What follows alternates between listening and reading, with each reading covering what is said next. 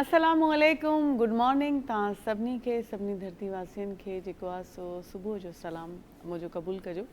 10 थी विया आहिनि ऐं असां सिधी रीति तव्हांजे अङण ते अची चुका आहियूं। पहिरीं ॻाल्हि त इहो ॿुधायो त तव्हां कीअं आहियो, चाक चङा भला आहियो, ख़ैरियत सां आहियो। असांजी सदाईं इहा दुआ हूंदी आहे त तव्हां जिते बि हुजो पंहिंजनि प्यारनि सां सदाईं ख़ुशि रहो, ख़ुशियूं माणियो। ज़िंदगी हिकिड़ी मिली आहे, इहा ज़िंदगी जेतिरी भरपूर नमूने गुज़ारे सघिजे त उनजा भरपूर जेके आहिनि से उनजी कोशिशूं माण्हू कंदो रहे।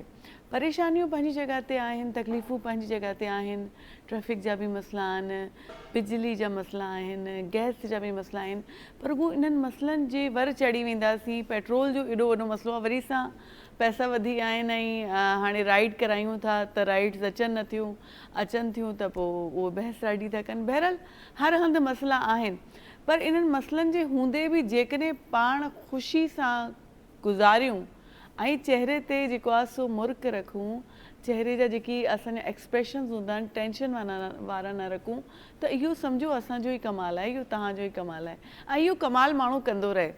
ख़ैर तव्हांखे ख़बर आहे त पाण जंहिं धरती जा वासी आहियूं ऐं इहा धरती असांखे सदाईं जेको आहे सो मज़हबी रवादारी सेखारी आहे, अमन जो पैगाम ॾिनो आहे। सदियूं अॻे बि जॾहिं दुनिया में तमामु घणी जहालत या ज़ुल्म ॾाढो हुयो, तॾहिं सिंध ॾांहुं इशारो कयो वियो, सिंध जो चयो वियो, इहो तॾहिं बि अमन जो जेको आहे सो मर्कज़ चयो वेंदो हुयो। ख़ैर इहा त थी वई हिकिड़ी ॻाल्हि। तव्हां ख़बर आहे इहो छो आहे? इन करे त पंहिंजी सिंध जेका आहे, पंहिंजी इहो जेको ख़ितो आहे, हिन में सदाईं जेको आहे सूफ़ी पाण सां गॾु रहिया आहिनि। असांजी रहनुमाई जे लाइ हिते जेको आहे सो लाल शहबाज़ कलंदर असांजी रहनुमाई कंदा रहिया आहिनि। भिटाई जो इहो जेको आहे सो धरती आहे, सचल सरमस्त असां वटि आहिनि। माना असां वटि केतिरा सूफ़ी एतिरा आहिनि जिन सदाईं अमन जी ॻाल्हि कई आहे, असांखे जेको आहे सो हिकिड़ी सुठी धारा ॾांहुं हलायो आहे। असां एक्सट्रीमिस्ट न आहियूं, इहा तमामु सुठी ख़ुशी जी ॻाल्हि आहे। हूअं त ॾिठो वञे त सॼो मुल्क असांजो तमामु जेको बहितरीनु आहे, पर असां ख़ासि तौर ते सिंध जी ॻाल्हि करे रहिया आहियूं। हूअं सॼो मुल्क असांजो सदाईं जेको आहे, तव्हां हींअर बि ॾिसो पीस जी ॻाल्हि असां था कयूं, खणी पड़ोसी मुल्क जेको भारत आहे उन सां बि असां ई सदाईं अॻिराई कई आहे। त असां सदाईं कॾहिं बि अॻिराई कंदा न आहियूं विढ़ण जी, झेड़े जी, जंग जी। अॻिराई हुतां थींदी आहे, पोइ जवाबु त पाण खे ॾियणो पवंदो आहे। हाणे इहो बि सूफ़ियनि असांखे ख़ैर न सेखारियो आहे, उन्हनि वरी बि असांखे अमन जी ॻाल्हि कई आहे, पर हलंदड़ वक़्त जी जेका तक़ाज़ा आहे, पंहिंजे पाण खे बचाइणो आहे, दुनिया जे नक्शे ते क़ाइमु रहणो आहे, त असांखे जेको आहे जवाबु बि ॾियणो पवंदो। इहो पंहिंजी जाइ ते आहे ॻाल्हि। त असां सोचियोसीं त असां अॼु पंहिंजी जेका इहा धरती आहे, सिंध धरती आहे, हिन धरती जे मथां पंहिंजी जेकी सूफ़ी असां वटि गुज़रिया आहिनि, असांजी तहज़ीब, असां वटि जेकी बि रिवाज आहिनि, उन ते उन्हनि जो केतिरो असरु आहे। अॼु पाण इन ते ॻाल्हायूं। जेकर असरु पाण ॾाढो वठंदा आहियूं, सुठो असरु सदाईं वठणु घुरिजे ऐं पाण सदाईं सुठा ई असर वरिता आहिनि। इन ते पाण ॻाल्हाईंदासीं। गेस्ट असांजे अङण ते अची चुका आहिनि। सभिनी खां पहिरियों तव्हांजी हुन सां मुलाक़ात करायूं था, तारुफ़ करायूं था ऐं पोइ वरी जेको पोइ वरी पाण ॻाल्हि ॿोल शुरू कंदासीं। अमजद दुरानी साहब पाण सां गॾु आहिनि, जिन खे तव्हां सुञाणो था, अक्सर तव्हां ॾिसंदा बि आहियो। शाइर आहिनि, कहाणीकार आहिनि, कॉलमिस्ट आहिनि ऐं तमामु सुठी हिकिड़ी समाज में पंहिंजो किरदारु निभाए रहिया आहिनि। उन्हनि खे सभिनी खां अॻु में भली कार कंदासीं। अस्सलाम वालेकुम सर, कीअं आहियो? ठीकु आहियो? तबियत ठीकु आहे तव्हांजी? बिल्कुलु ख़ैरियत। ॿियो मोहम्मद असद साहब पाण सां गॾु आहिनि, जेकी पाण समाजी कारकुन आहिनि ऐं जेको आहे सो IT एक्सपर्ट बि आहिनि। उन्हनि खे जेको आहे सो ऐं हाजाई उहो बि कॉलमिस्ट आहिनि, उन्हनि खे भली कार कंदासीं। अस्सलाम वालेकुम मोहम्मद असद, वालेकुम सलाम, कैसी हैं आप? खैरियत से? कॾहिं कॾहिं त तव्हां सिंधी ॻाल्हाईंदा कयो असां, थोरी घणी तव्हांखे ईंदी हूंदी ज़रूरु। थोड़ी समझ लेता हूँ, लेकिन बस इतना कहते हैं तुंहिंजो नालो छा आहे? मुंहिंजो नालो सिंधी आहे, इन्हनि जो नालो बि पुछी वठो। अच्छा, कैसा है वैसे नाम? आपने नाम पूछा तो अब मैंने नाम बताया, तो अब कुछ आगे भी तो बोलिए। बस अच्छा है, देखें बस अच्छा है। अगर इंसान का माइंड अच्छा हो तो हर चीज़ अच्छी लगती है, अगर माइंड अच्छा ना हो तो कुछ भी अच्छा नहीं लगता है। तो अच्छा, मीनिंग नहीं पूछेंगे? वैसे अगर किसी का नाम अलग लगे तो बंदा उसकी मीनिंग पूछता है। कभी कभी आप भी मुझसे सवाल कर सकते हैं, ऐसी कोई बात नहीं है। बिल्कुल कर सकते हैं, बिल्कुल। मैं ऑलरेडी पॉडकास्ट वगैरह करता हूँ और ऑलरेडी एंकर हूँ मैं, तो उसमें ये कि आप मुझे बताएं कि इसका क्या मतलब है और आप क्या آپ نے کیوں رکھا اپنا یہ جی نام؟ جی خیر نام کے ہمیشہ مطلب جو ہے نا وہ بالکل ہوتے ہیں، اور ہمیشہ نام کا اچھا ہی مطلب ہونا چاہیے. اور آپ کا یونیک نیم ہے کافی. میرے خیال سے میں نے پہلی بار سنا. اچھا آپ نے پہلی بار پہلے کسی کا نہیں. کیوں آپ مجھ سے پہلی بار ملیں کیا؟ نہیں ابھی تو پہلی بار نہیں ملا. میں کافی شوز میں جی آپ جی کے آ ہاں. چکا ہوں، لیکن آپ کے علاوہ کسی اور کا نہیں سنا. اچھا اس کا نام ہے شام. جی تو یہ بیسیکلی جو ہے نا ہندی، اور آپ کو پتہ ہے ہندی اور سندھی پرانی تہذیبیں ہیں، ان کی کافی ان کی جو لغت تہاں کریکٹ کرنا ممکن ہے. ویسے ایک بات ان ہے کے کہ لفظ جب آپس مجھے میں فرسٹ مرج ٹائم ہوتے ہیں. انویٹیشن آئی تھی نا یہاں سے، تو مجھے ایک یہی لگا تھا جیسے ہندو ہیں اینکر، لیکن پھر ایک دم سے جب میں نے دیکھا تو میں نے کہا نہیں ایسا نہیں. نہیں آج کل یہ چیز ہے نہیں. دیکھیں آپ بہت سے ہندو فیملی میں عائشہ نام سنیں گے. جی بالکل ایسے ہی ہے. ہمارا کتنا اچھا نام ہے دیکھا جائے بی بی عائشہ کا، لیکن وہ لوگ رکھتے ہیں. اور بہت سے اب نام مرج ہونے لگے ہیں کافی جو ہے نا لوگ نام. چلیں نام پہ ہم بعد میں آتے ہیں. فی الحال جو ہے نا امجد صاحب کی طرف جاتے ہیں. جی سائیں گال پہ ہلے त पंहिंजी जेका धरती आहे उन ते असरु केतिरो आहे. जेकॾहिं पाण भिटाई जी ही तालीम जी ॻाल्हि कयूं त उन्हनि जेको पैगाम ॾिनो पाण केतिरो असरु वरितो आहे भिटाई जेको पाण खे सम्झाइणु चाहियो आहे. सम्झिया आहियूं पाण अॼु ॾींहं ताईं? शहालती भिटाई खे जेकॾहिं असां ॾिसूं त हिकिड़ो यूनिक क़िस्म जो शाइरु आहे. ऐं दुनिया जहिड़ो को बि माण्हू न हूंदो जंहिं शेक्सपियर खे न पढ़ियो हुजे. पर उहो इन जे लाइ शेक्सपियर खे पढ़ियोसीं जो शेक्सपियर जी जेका क़ौम हुई उन पूरी दुनिया खे फ़तेह कयो. सही. त जेका फ़ातेह क़ौम हूंदी आहे उन्हनि जा हीरो बि जेको आहे फ़ातेह हूंदा आहिनि. ऐं उहे सॼी क़ौम दुनिया जे धरतीअ जे ॻोल्हे ते जिन जिन जॻहियुनि ते उन्हनि फ़तेह कयो उन्हनि खे पढ़णो पवंदो आहे. छो त फ़ातेह आहिनि, ॿिया वीचारा महकूम आहिनि ऐं ग़ुलाम आहिनि. पर बदकिस्मती आहे त असांजी धरतीअ जो जेको बि माण्हू आहे जेको सिंधू सभ्यता सां तालुक़ थो रखे, उन कॾहिं बि कंहिं मुल्कनि ते अटैक न कयो. हा. कॾहिं बि कंहिं तव्हां ॾिसो मुंहिंजे दड़े में त को हथियार न निकितो. हिकमत जूं शयूं निकितियूं. असां विढ़िया आहियूं पाण बचाइण लाइ, सेल्फ डिफेंस में. दिफ़ा जे सेल्फ डिफेंस उहो त तव्हांजे मथां हूअं ई जाइज़ आहे. चाहे दुनिया जे कहिड़े बि धर्म में ॾिसो. तव्हां गीता खे पढ़ो, अर्जुन जेको आहे पंहिंजनि सगनि सोटनि ऐं मारोटनि सां न पियो विढ़े. सही. त अर्जुन खे बाक़ाइदगी सां हुन में गीता में चयल आहे त हिननि सां तूं विढ़, ज़ालिम सां तोखे विढ़णो आहे. त इन जे लाइ पोइ अर्जुन मजबूर थी करे विढ़ियो. त हाणे ॾिसो त ईअं ई सिंधू सभ्यता जी तारीख़ुनि खे असां पढ़ूं था त हुन में इहे शयूं मिलनि थियूं. शहालती बि त घणो पोइ आयो हिते. सिंधु जी सभ्यता त तव्हांजे यूनान खां बि इलाही पुराणी आहे. जी जी. छो त तव्हां सुकरात खे पढ़ंदव, छो त यूनानी बि सॼी दुनिया ते फाते हुया. इन जे लाइ यूनान जे किसनि खे त असां पढ़ूं था. पर असांजे कंहिं गौतम बुद्ध खे कोई नथो पढ़े जेको सुकरात खां बि अॻु में हुयो ऐं उनजी तालीमात खे कोई नथो पढ़े. त ॻाल्हि इहा आहे त असां फाते न रहिया त इन करे असां हीरोज़ बि जेको आहे सो न पढ़िया विया दुनिया में. हाणे त जेको आहे सो चैट जीपीटी जो दौरु आहे ऐं AI जो दौरु आहे. हाणे त तव्हां जेकॾहिं काई बि दुनिया जी खिते जो माण्हू खे ॻोल्हियो फौरन थो अची वञे ऐं ख़बर थी पए एॾा वॾा वॾा कम थियल आहिनि. इहे सुकरात ऐं अरस्तू ऐं अफलातून खां वॾा कम थियल आहिनि हिननि माण्हुनि जा. पर असां अॼु ताईं उहे यादि रखिया आहिनि नाला. इन जे लाइ शहालती खे जेकॾहिं असां ॾिसूं जेको तक़रीबन पोणा 300 साल थियण वारा आहिनि उनखे हिते धरती ते वफ़ात कए ऐं 63 साल बि ॻंढियोसि त माना 300 साल थी विया हुनखे. 300 सालनि जो धरतीअ जे माण्हू शहालती जो हिकिड़ो शेर ॿुधायां जेके सॼी इंसानियत जो रहनुमाई थो करे. चए थो त पाए कान कमान में मियां मारे ममू, कमान में तीर विझी मूंखे तूं न, पाए कान कमान में मियां मारे ममू, मूं में आहीं तूं मतां तुंहिंजो ई तोखे लॻे. यानी कि इंसान जे साम्हूं इंसान वेठो आहे. केदारे जो आहे न इहो शेर? इहो केदारे जो न आहे, छो त केदारे में त वरी जंगी हालतूं लॻियल आहिनि. हीअ शायदि हाणे सुर मूंखे यादि नथो अचे, स्लिप थी वञे, मां ज़हन मां ग़लति नालो नथो वठणु चाहियां. त हाणे इंसान जॾहिं इंसान खे थो मारे त मूं में आहीं तूं माना मतां तुंहिंजो ई तोखे लॻे. मां बि इंसान आहियां, तूं बि इंसान आहे. इंसान जो इंसान खे धको माना तुंहिंजो तोखे ई लॻी. इन जे लाइ इन खां वधीक ॾिसो शाइरी अमुन जे तरफ़ जेका वठी वञे थी त मूंखे कोई अहिड़ो वॾो मिसाल नथो मिले. ईअं कोन्हे त धरतीअ ते जेके बि शाइर आया उहे शायदि अमुन जा पैरोकार या अमुन जा जेको आहे सो हिफ़ाज़त कंदड़ न हुया.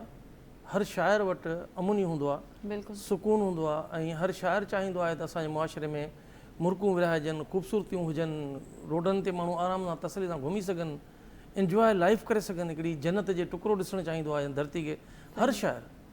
त इन जे लाइ जेको आहे सो शाह लतीफ़ असांजो हिकिड़ो रहनुमा शाइर आहे ऐं इंटरनेशनल लेवल जो शाइर आहे. शाह लतीफ़ जा तमामु वॾा शेर आहिनि जिन ते वेही बस कजे त शायदि हिकिड़े शेर ते पूरो वक़्तु लॻंदो। हा प्रोग्राम करे सघिजे थो। इन हिकिड़ी ॾिसो न इंसानियत जी वॾी में वॾी जेकी ख़ूबी हुई, हाणे गौतम बुद्ध खां पुछो वियो त साईं ज़िंदगी छा आहे, वरी उन बख्शू पुछियोसि त ज़िंदगी छा आहे, गौतम बुद्ध ख़ामोश रहियो। वरी टियों दफ़ो पुछियसि त ज़िंदगी छा आहे, गौतम बुद्ध चयो त हाणे जो तव्हांखे ॿुधायमि। हुन त किथे ॿुधायो तव्हां त हिकु वात मां लफ़्ज़ बि न कढियो आहे। चई हाणे तव्हांखे ॿुधायमि। चई कॾहिं ॿुधायो तव्हांखे? चई ख़ामोशी। जॾहिं तव्हां ॾिसो न ॿियनि खे तंग नथा कयो, ॿियनि जे बारे में कमेंट्स पास नथा कयो, त असांजो सॼी सोसाइटी ख़ामोश थी वेंदी। असां छो ॻाल्हाईंदा आहियूं? सिर्फ़ु पाण मञराइण जे लाइ, ॿिए खे नीच करण जे लाइ, सॼे सियासतदान खे घटि वधि ॻाल्हाइण लाइ, दुनिया खे करण लाइ, पाण खे शो ऑफ करण लाइ त मां की वॾी शइ आहे। हाणे इहे सभु शयूं असां छॾे ॾियूं त अंदाज़ो लॻायो त गौतम बुद्ध जा फॉलोअर थी था ख़ामोश थी था। छो त ॿियूं असां वटि लफ़्ज़ ई न आहिनि, माना मौज़ू ई न आहिनि। या लतीफ़ा ॿुधाईंदासीं, या नकलूं कंदासीं इंसाननि जूं, या अहिड़े क़िस्म जूं ॿियूं हरकतूं कंदासीं जेके आम सोसाइटी में हलनि थी पियूं, या पंहिंजी जॉब जे बारे में डिस्कस कंदासीं, या जेकॾहिं साईं IT जो माहिर आहे त दोस्त वेहंदा त IT जे बारे में ज़िक्र थींदो। त कचहरी जो मौज़ू असांजो उहो ई हूंदो आहे जेको असांजे पसगिरदाईअ में, असांजे माहौल में असां सां रिलेट हूंदो आहे। उनजो जेके बि कचहरियूं उन सां गॾो गॾु हूंदियूं। हाणे उहे कचहरियूं जिन जो को बि मसइलो न आहे, मुंहिंजो साहब त हीअं पियो ॻाल्हाए, मां हीअं पियो ॻाल्हायां, हो हीअं पियो चए, फलाणो हीअं पियो चए, मूंसां फलाणो नौकर आहे उहो कमु कंदो आहे। हाणे इहे ॻाल्हियूं जेके करण जूं, जेकॾहिं असां न करणु इहे करणु छॾे ॾियूं, केतिरी ख़ामोशी थी वेंदी।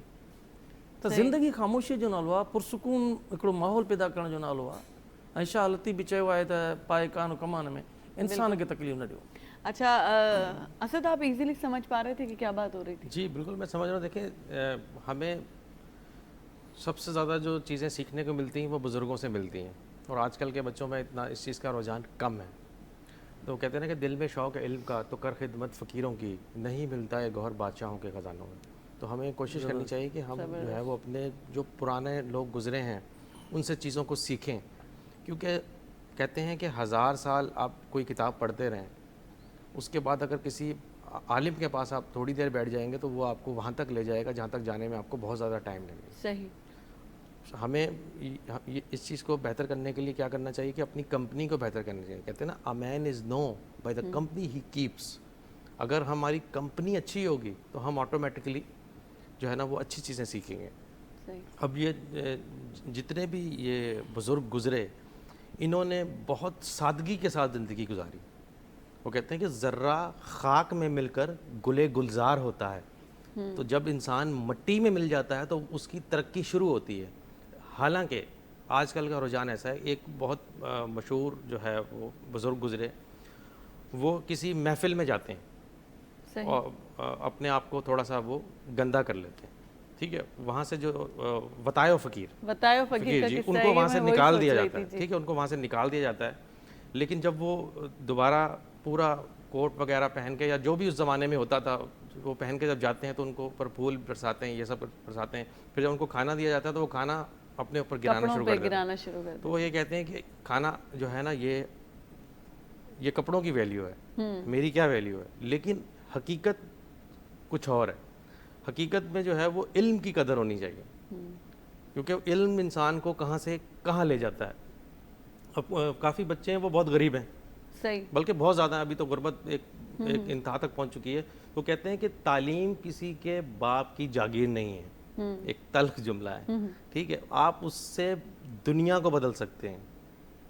जैसे कहते हैं ना कि गुर्बत जो है वो खैरात से नहीं इंसाफ से ख़त्म होती है, इसी तरीके से तब्दीली जो है वो अच्छे कपड़े पहनने से या अच्छा बड़ी बड़ी गाड़ियों में घूमने से तब्दीली नहीं आती, तब्दीली भी अंदर से आती है। सही। जब हम अपनी अंदर से चीज़ें चेंज कर देंगे तो ऑटोमेटिकली तब्दीली आ जाएगी। सही आपने बोला, तालीम किसी की मिरास नहीं, इस तल्ख जुमला बिल्कुल। बात ये हो रही है कि अभी जो उन्होंने गौतम बुद्ध की बात मिसाल दिया, उन्होंने कहा कि उनसे 3 दफ़ा पूछा गया, वो खामोश रहे खामोश रहे खामोश रहे। इसका मतलब उन्होंने मैसेज ये दिया कि ज़िंदगी का मतलब ये है खामोशी। इसको आप अपने लफ्ज़ों में कैसे डिस्क्राइब करेंगे? ज़िंदगी सिर्फ इतनी है, अगर हम इसको बड़ा बयान करें कि ये एक अजान से नमाज तक का सफ़र है। जब इंसान पैदा होता है तो अजान दी जा रही है, फिर एक नमाज़ पढ़ दी जा रही है। तो हमें ये चीज़ देखनी चाहिए कि अपने जो भी हम काम कर रहे हैं, हम इतनी प्रॉपर्टी बनाने का सोचते हैं, इतनी दौलत बनाने का सोचते हैं, ہم یہ کیوں نہیں سوچتے کہ ہمیں اس چیز کا خوف کیوں نہیں آتا جس چیز کا ہمیں خوف آنا چاہیے کہ بھائی ہمیں نماز وغیرہ جو ہے وہ قائم کرنی چاہیے, جو دوسروں کے ساتھ غلط نہیں کرنا چاہیے. اب میں یہاں پہ اگر یہ ڈسکس کروں کہ کرپشن کتنی زیادہ ہے سندھ میں یا سندھ سے باہر بھی, پوری دنیا میں ہی یہ تو ایک بہت بڑا مسئلہ ہے. تو ہم جب مال کما رہے ہوتے ہیں, پیسے بنا رہے ہوتے ہیں, تو اس وقت ہم یہ چیز نہیں سوچتے. ہم بولتے ہیں کہ جہاں سے ہمیں جو ہے وہ فائدہ آ رہا ہے وہ بے شک آتا رہے, بے شک ہم جاب کر رہے ہیں, میں سب کی بات کر رہا ہوں, اس میں ہم بھی شامل ہیں, سب ہیں, ٹھیک ہے, لیکن ہم باقی جگہ پہ یہ چیز سوچ رہے ہوتے ہیں کہ بھائی فلاں وہ کام کر رہا ہے تو وہ بالکل کوئی نہ کوئی غلط کام کر رہا ہے, ٹھیک ہے. ہم یہ نہیں سوچ رہے کہ جو ہمارا ادارہ ہے وہاں پہ جو کرپشن ہو رہی ہے, وہاں جو پرابلم ہو رہی ہے, وہاں جو مسئلے ہو رہے ہیں وہ کیوں ہو رہے ہیں, ہمیں اس سے اپنے آپ کو چینج کرنا ہے. تو جو جتنے بھی یہ اولیاء اکرام گزرے ہیں, جتنے بھی بزرگ ہیں, اگر ہم ان کی ہسٹری پڑھیں گے تو ہمارے اندر سادگی بھی آئے گی اور ہمارے اندر یہ چیز آئے گی. اب ایک ایگزامپل, ایک بڑی گاڑی لے کے آتا ہے بندہ, اب اس کے برابر والا بے شک اس کو کتنی بھی کوئی کرپشن کرنی پڑ جائے, کچھ بھی کرنی پڑ جائے, اس نے وہ گاڑی لینی نہیں ہے. صحیح. اگر ہم نے ہسٹری پڑھی ہوئی ہوگی, ان کی ہم نے زندگی کو فالو کیا ہوا ہوگا, تو ہمارے اندر یہ جو لالچ اور ہوس ہے یہ نہیں ہوگی جو اس وقت ہے. بالکل. تو زندگی جو ہے وہ یہی ہے, اس کا جواب یہی بنتا ہے کہ زندگی ایک صرف اور صرف ایک سادگی ہے اور کچھ بھی نہیں ہے, مطلب کچھ بھی نہیں ہے زندگی. مطلب گوتم بدھ نے ایک خاموشی رکھی, انہوں نے سمجھایا کہ خاموشی ہے زندگی. اس کا مطلب ہے کوئی کرپشن کر رہا ہے, کوئی رشوت لے رہا ہے تو آپ نے خاموش رہنا ہے. نہیں, دیکھیں اس کا یہ مطلب نہیں ہے, وہ ڈفرینٹ طریقے سے انہوں نے کہا. ان کا مطلب ہے کہ وہ ایک مطلب کوئی بات ہوتی ہے نا, اس کے ایک رخ نہیں ہوتا, اس کے بہت سارے رخ ہوتے ہیں. اب خاموش تو ایسے اگر انہوں نے کہا کہ بھائی خاموش رہنا اچھی چیز ہے, اچھی بات ہے, کبھی لڑائی ہو رہی ہو تو خاموش رہنا اچھی چیز ہے. اگر کوئی سامنے سے کوئی پتھر لے کے آ رہا اور ہم خاموش ہو جائیں اور وہ مار دیں تو ہمارا کیا بنے گا.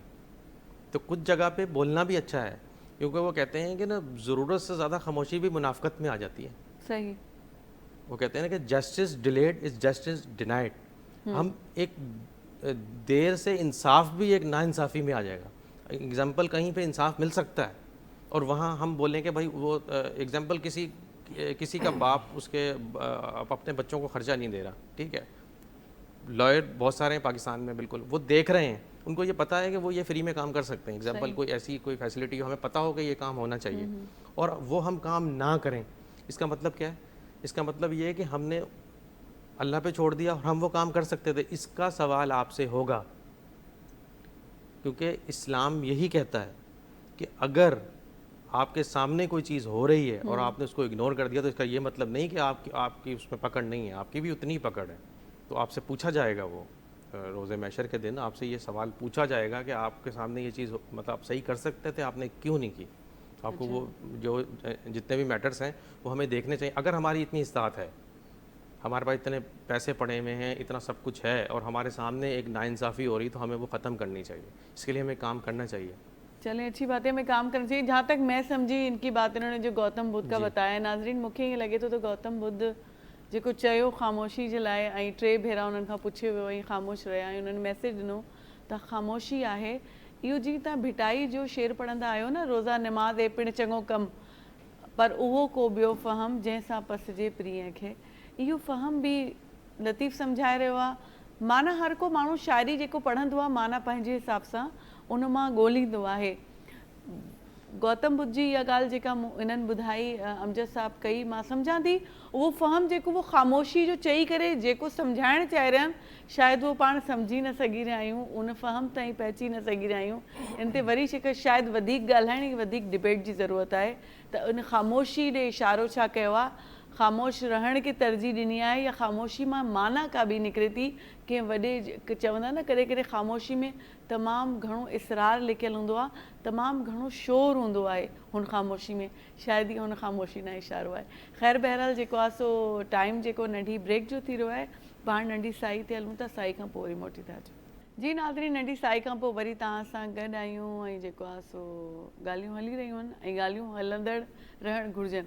अमजद साहिब ॾे हलूं था. अमजद साहिबु, ॻाल्हि इन्हनि वताए फ़क़ीर जो हिकिड़ो किसो ॿुधायो जेको तव्हांखे बि ॿुधो हूंदो, पाण अक्सर ॿुधो आहे, त उहे विया महफ़िल में त उन्हनि खे न पिया अचणु ॾियनि, पोइ उहो विया सुठा वेस वॻो सुठो पाए करे विया त पोइ उन्हनि जे अॻिनो सुठा ताम रखिया विया त उन्हनि उहो पंहिंजे कपिड़नि ते हारणु शुरू कया ऐं जवाबु इहो ॾिनो त इहो मुंहिंजी शख़्सियत खे न इहे कुझु वाक़ियो आहे।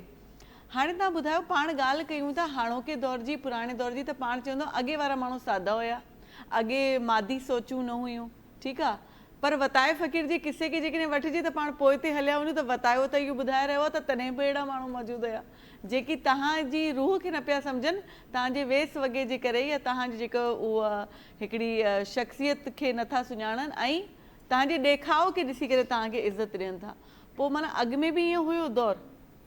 हाणे असल में मौज़ूअ हाणे जे माण्हुनि खे ॾोह नथा ॾेई सघूं न, मादी सोच तॾहिं खां हली रही आहे। न, मां वरी इन ते अचां थो। असल में छा आहे त हिते ॿ टे शयूं अहिड़ियूं आहिनि जेके थोरो मुबहम थी वियूं आहिनि, उनखे थोरो मां वाज़े कयां। जी, ख़ासि करे तव्हां चयो गौतम जी ख़ामोशी जे लाइ। गौतम खे पाण पोइ ॾिसी न, इन जी ॿिनि जुमलनि मां पूरो थो करे छॾियां, एतिरी देरि में मां पूरो करे छॾियां।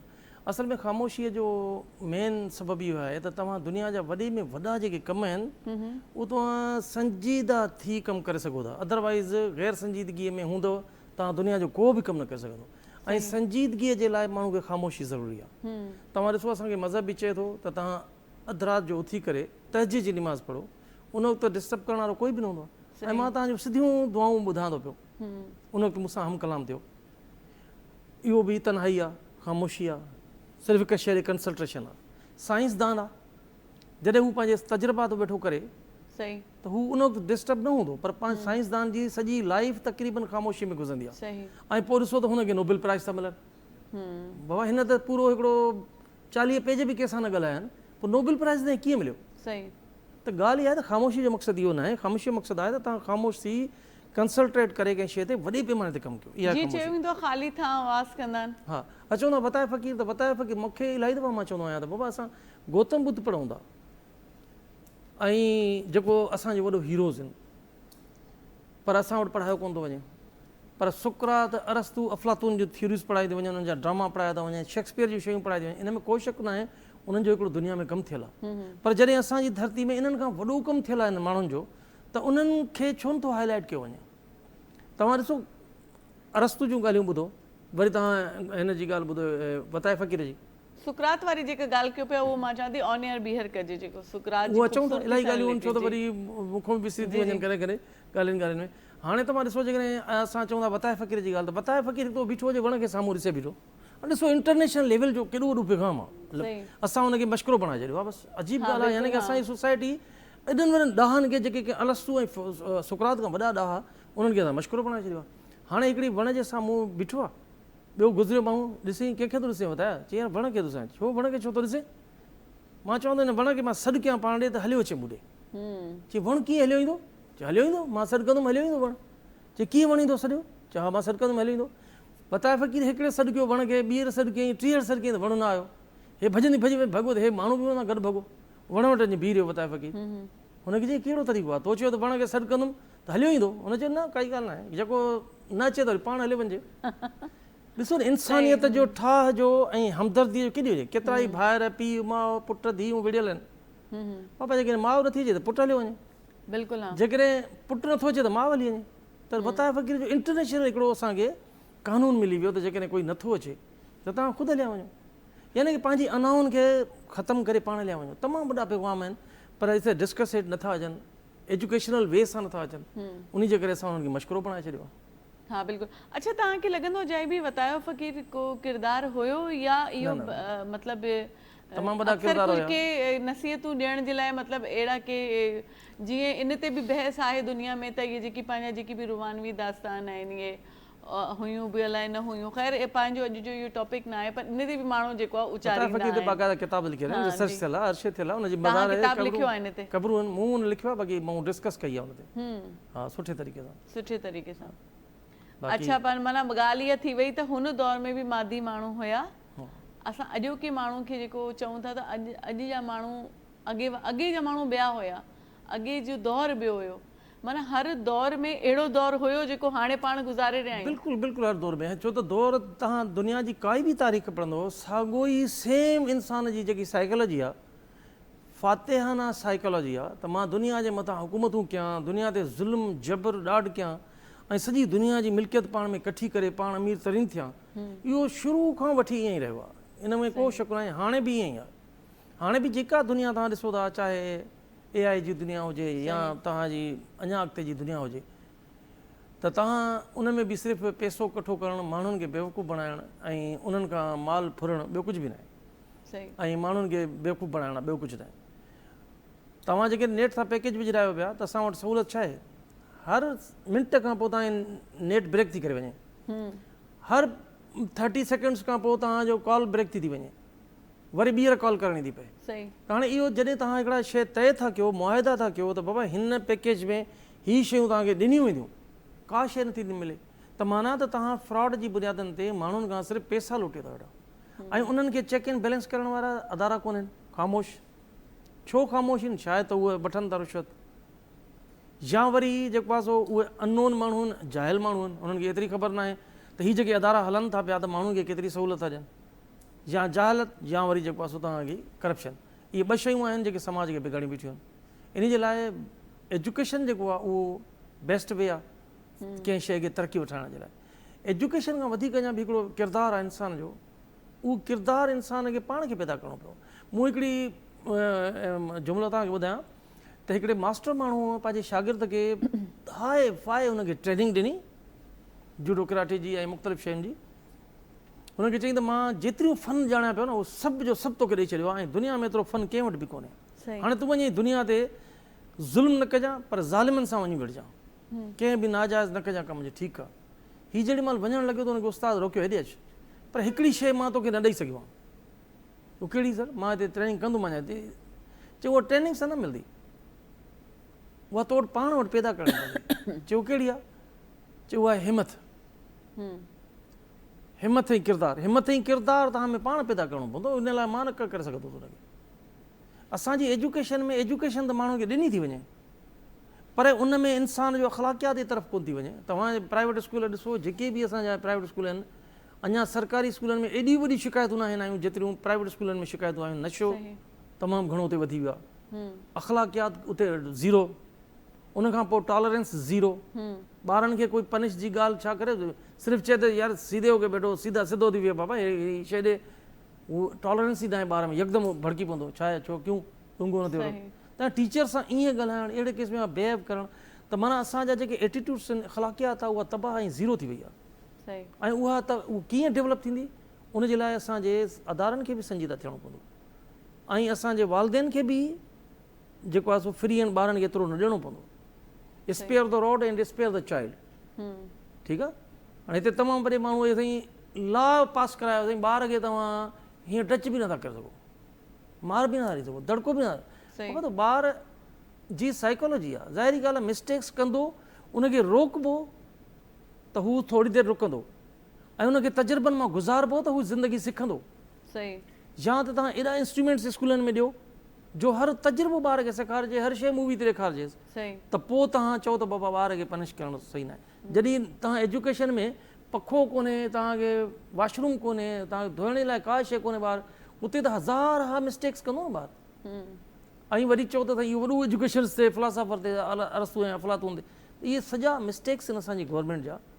लेक ऑफ जेको आहे सो मनी आहिनि, असांजी जेकी बजट आहे असांजी एजुकेशन जी, उहा 2% ऐं 1 पॉइंट समथिंग आहे, 1 पॉइंट समथिंग हिकु रुपए ते खैर पंहिंजो अलमियो आहे वाकई में। देखिए इस पे ये कि मेंटोर्स की ज़रूरत है। देखिए हम बात तो कर रहे हैं, एरिस्टोटल हो गया, बाकी जितने भी गुजरे हैं काफ़ी मशहूर लोग, इनके फ़लसफ़े बहुत अच्छे थे, सारी चीज़ें भी बहुत अच्छी थी। तो ये सब मेंटोर भी तो हाँ ये सब मेंटोर हैं, लेकिन जो हमारे इदारों में हमारे जो स्कूल हैं वहाँ पे पढ़ाने के लिए तो हमें अपने मेंटोर चाहिए होंगे ना।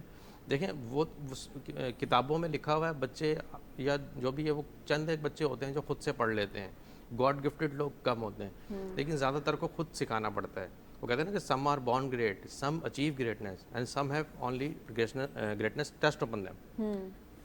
अब इसको पूरा एक्सप्लेन भी मैं करता हूँ इस तरीके से कि कुछ लोग अजीम पैदा हुए, कुछ लोगों ने अजमत हासिल की, और कुछ लोग समझते रहे हम अजीम है, होते कुछ भी नहीं है।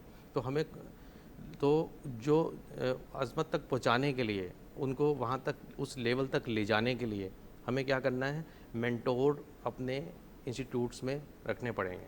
क्योंकि कोई भी असातिज़ा है وہ بے حد اچھا پڑھاتے ہیں, ہم اساتذہ کی یہاں برائی نہیں کر رہے, لیکن وہ اپنے سبجیکٹ کو اچھے طریقے سے کرتے ہیں. لیکن معاشرے کو چینج کرنے کے لیے ہمیں ایک مینٹور چاہیے ہوتا ہے جو پورے سسٹم کو بدل دے. جیسا کہ ہم ابھی بات کر رہے تھے کہ بچے جو ہے نا وہ فوراً سے بدتمیزی کی طرف آ جاتے ہیں, وہ مطلب ان میں عاجزی اور انکساری نہیں ہے. وہ کہتے ہیں نا کہ جو اعلیٰ ظرف ہوتے ہیں وہ ہمیشہ جھک کے ملتے ہیں, صراحی سرنگو ہو کے بھرا کرتی ہے پیمانہ. ٹھیک ہے, اب اگر بچوں میں کوئی عاجزی اور انکساری نہیں ہے تو وہ بے شک ایک حد میں تو اوپر جائیں گے, لیکن جب وہ جاب وغیرہ لینے جائیں گے ہو سکتا ہے وہ انٹرویو میں اپنے باس کی بے عزتی کر دیں. کچھ بھی ہو سکتا ہے نا, کوئی بھی ایک ایسا ایٹیٹیوڈ ان کو جاب سے نکال سکتا ہے, باہر کر سکتا ہے. ہمیں اس کو ان کے اس سارے جو ڈائریکشن ہے اس کو چینج کرنا, اس کو چینج کرنے کے لیے ایک مینٹور ہونا چاہیے. اچھا مینٹور جیسے آپ دونوں نے میری ڈائریکشن چینج کر دی ہے, کیونکہ بات میں کسی اور ٹاپک پر رہی تھی, بات کہیں اور چلی گئی. ہاں بات دیکھیں, بات جب کہتے ہیں نکلتی ہے تو وہ کہتی ہے کہ نکل ہی گئی, اور وہ کہتی ہیں کہ کبھی جائے گی, وہ کہتے ہیں کہ بات کہتی ہے مجھے منہ سے نکالے میں آپ کو شہر سے باہر نکالتی ہوں. اچھا تو یہ تو ابھی یہی ہے.